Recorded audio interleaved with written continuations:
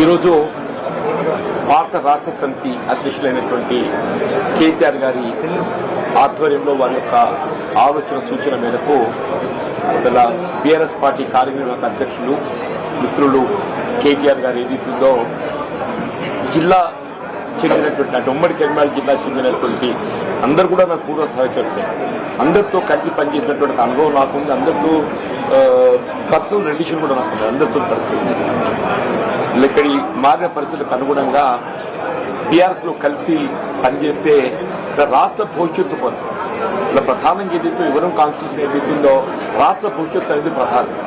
రాష్ట్ర భవిష్యత్తు కొరకు ఏదైతుందో మనం పాటుపడుతున్నటువంటి అవకాశం మరి వారు నాకు కల్పించడానికి ముందుకు వచ్చినందుకు నేను వారికి హృదయపూర్వకంగా ధన్యవాదాలు చెప్తాను చెప్పండి. నేను వాస్తవంగా ఏదైతుందో 25th of March నేను కాంగ్రెస్ పార్టీ నుండి రాజీనామా చేయాలని చెప్పని నిర్ణయం తీసుకున్న నాడు కొత్త భావోద్వేగానికి గురి కావడం జరిగింది. 4 దశాబ్దాల అనుబంధం కలిగినటువంటి ఒక రాజకీయ పార్టీ నుండి మరి బంధం తెచ్చుకునేటువంటి ఒక పరిస్థితి ఎదురు కావటం కొంత నాకు ఆనాడు really I felt that day was very unfortunate. కానీ ఇవాళ ఒక విధంగా ఏమనిపిస్తుంది, కాంగ్రెస్ పార్టీతో అనుబంధం తెచ్చుకున్నా కానీ ఇలా భారతీయ రాష్ట్ర సమితి లాంటి తెలంగాణ రాష్ట్ర ఏర్పాటు సాధన కొరకు ఉద్యమించినటువంటి ఒక నాయకుడు కేసీఆర్ గారి యొక్క నాయకత్వంలో పనిచేసేటువంటి అవకాశం నాకు లభిస్తున్నందుకు real I'm feelings today is the most happiest day in my life. అంటే ఇలా జీవితం అనేది ఎటు దారి తీసి ఏంటి మనం ఎవరు కూడా ఊహించమని చెప్పండి. ఉమ్మడి కరీంనగర్ జిల్లానే కాదు తెలంగాణ రాష్ట్రం యావత్తులో కూడా జీవన్ రెడ్డి లాంటి ఒక నాయకుడు కాంగ్రెస్ పార్టీ నుండి దూరం అవుతారని చెప్పి ఎవరు కూడా ఊహించలేదు చెప్పండి. దాని కారణాలు కూడా మీరు ఊహించి ఉంటారని చెప్పండి. గత 20 మాసాలకి నేను ఏదైతే అంటే ఎదుర్కొంటున్నటువంటి ఒక మానసిక క్షోభ రాజకీయ పరిస్థితులు అన్ని కూడా తట్టుకొని నిలబడ్డని చెప్పంటున్నాను.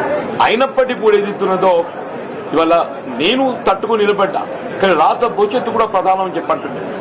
వీళ్ళ ఆనాడు ఏదైతే 2023 సాధారణ శాసనసభ ఎన్నికల్లో ఒక్కరికి ఏముంటుందంటే ఇంకా మెరుగైన పాలన కావాలి, ఇంకా మాకేదో భవిష్యత్తు కావాలనుకుంటాం. ఆనాడు ఏదైతే 10 సంవత్సరాల కేసీఆర్ పాలనలో తెలంగాణ సమాజానికి కల్పించినటువంటి యొక్క పరిష్కారాలు ఏదైతుందో అభివృద్ధి ఉందో ఇంకా మెరుగైన పాలన కావాలని చెప్పి కాంగ్రెస్ పార్టీ మరి మీరు పేర్కొనడం జరిగిందో దాన్ని ప్రజలు ఆకర్షితులైంది. కాంగ్రెస్ పార్టీకి అవకాశం కల్పించింది. కానీ రియల్లీ ఏదైతుందో నా అనుభవం చెప్పంటున్నాను. I have seen NT Rama Rao గారి ప్రభుత్వం చూసా, నేను తదుపరి చెన్నారెడ్డి గారి ప్రభుత్వం చూసా, విజయభాస్కర్ గారి ప్రభుత్వం చూసా, రాజశేఖర్ గారి ప్రభుత్వం చూసా, చంద్రబాబు నాయుడు గారి ప్రభుత్వం చూసా, కేసీఆర్ గారి ప్రభుత్వం చూసా నేను. కానీ ఈ 2 సంవత్సరాల కాలంలోనే ఇవాళ అంటే 10 సంవత్సరాల్లో సాధించినటువంటి అభివృద్ధి సంక్షేమ ఫలాలు తిరోగమన దిశగా చెప్పండి. కేసీఆర్ గారు ఏ ఉద్యమ నేతగా తెలంగాణ రాష్ట్రాన్ని సాధించడానికి వారు ఉద్యమించిండ్రో వారి సాధారణంగా తెలంగాణ రాష్ట్ర భవిష్యత్తు నిర్మాణానికి 10 సంవత్సరాలు కృషి చేస్తే అది 2 సంవత్సరాలను తిరోగమన చర్యగా వీళ్ళ ప్రజలు ఏదైతుందో అంటే నేను ప్రాక్టికల్ చెప్తున్నాను. ఇవాళ నేను మీరేదో వచ్చిందో అని చెప్పని బీఆర్ఎస్ లో జాయిన్ కావాలని చెప్పి ఇక్కడ నిర్ణయం ప్రకటించడం కాదు చెప్పంటున్నాను.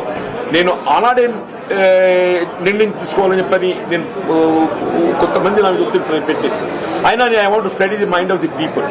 ప్రజాభిప్రాయం ప్రజలు ఏ విధంగా స్పందన ఉందో గమనిస్తామని చెప్పండి. మా మిత్రులు సహచరులు శివభిలాషులు యొక్క అభిప్రాయాలు కూడా సేకరించాలని చెప్పని ఈ 2 వారాన్ని ఓపిక పెట్టని చెప్పండి. మా మిత్రులు శివభిలాషులు సహచరులు వారి యొక్క సూచనలు సలహాలతో పాటుగా ముఖ్యంగా ప్రజాభిప్రాయాన్ని గమనించండి. నేను ఈ మధ్య ఒక 4-5 days బ్యాక్ ఇట్లా ఒక ప్రెస్ కాన్ఫరెన్స్ పెట్టింది.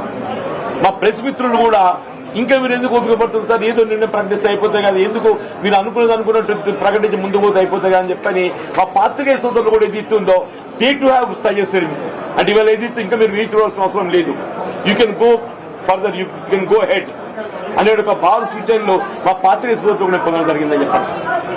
ఇవాళ ఏది ఇస్తుందో కేసీఆర్ గారి యొక్క నాయకత్వం పనిచేసే ఒక అవకాశం మీరు అన్నట్టు 2014లో నాకు వచ్చింది. అయినా కానీ ఇది పొలిటికల్ కమిట్మెంట్ తోని నేను కాంగ్రెస్ లో కొనసాగింది.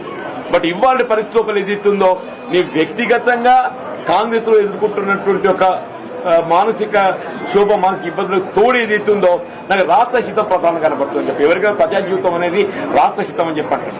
ఆ రాష్ట్ర హితము ముఖ్యంగా రైతాంగం, రైతు కూలీలు, నిరుపేద వర్గాలు, దళితులు, బలహీన వర్గాలు, ఆడబిడ్డలని చెప్పంటూ నేను విద్యార్థి లోకం అని చెప్పండి నినాగం అనేది ఏదైతుందో కోర్టు ఇవాళ ఫీజు రియంబర్స్మెంట్ ఏదైతుందో రాష్ట్రంలో చెల్లింపు చేయలేకపోతుంది కాబట్టి మీరు తల్లిదండ్రుల దగ్గర ఫీజు వసూలు చేసుకోవచ్చని చెప్పాను. ఎంతకన్నా మోస్ట్ అన్ఫార్చునేట్ థింగ్ ఏముండో చెప్పంటారు.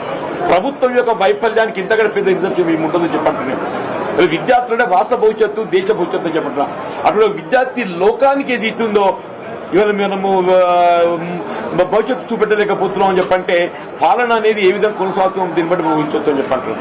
తప్పకుండా ఇవాళ మీరు ఏదైతే ఇంత అంటే really you need not come up to this place నాకు రావాలనేట్టు మీరు రావాల్సినందుకు నిజంగా మీకు అందరికీ మీ మిత్రులకు అందరికీ ముఖ్యంగా ఏతుందో మా మిత్రులు పొప్పులీశ్వర్ గారు వారు ఇక్కడ మంత్రిగా పనిచేసిండ్రు. వారితో నేను కలిసి శాసనసభ్యులు పనిచేసిన శాసన మండలి సభ్యులు పనిచేసిన రమణ గారితో కూడా ఏదైతుందో వారు ఎంపీగా ఉన్నప్పుడు నేను ఎమ్మెల్యేగా పనిచేశాను. నేను మీ ఇద్దరం కూడా ఏదో చిరకాల మిత్రులము. 93 వరకు ఏదో కలిసి పనిచేసినవి. Only 94 he has differed with me. Only 94 he has differed with మీ.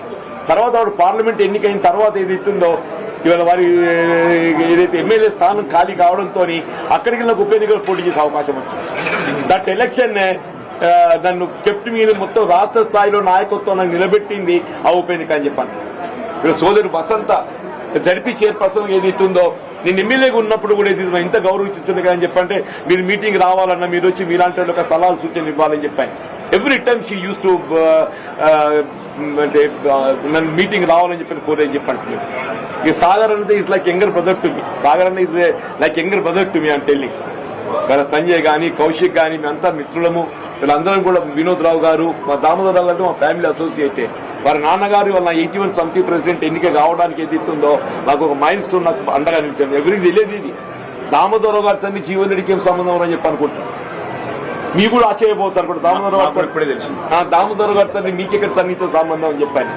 అంటే the whole relation with the BRS party with every leader have got అని చెప్పంటాను.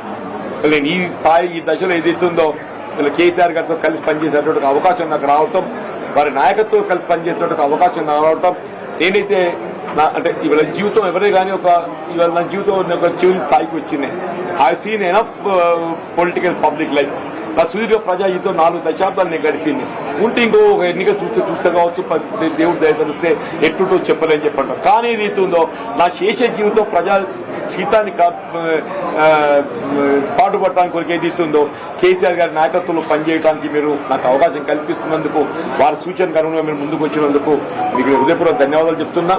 కేసీఆర్ గారిని కలవటము మా పాత సాన్నిహిత్యం దాన్ని కొంత పెన్ ఎదురుంటుంది కదా నెమరు వేసుకోవడానికి కొరకు అని చెప్పంటారు. మా పాత సాన్నిహిత్యం మాత్రం నెమరు వేసుకోవడానికి కొరకు వారికి కలవాలని కోరుతున్నా.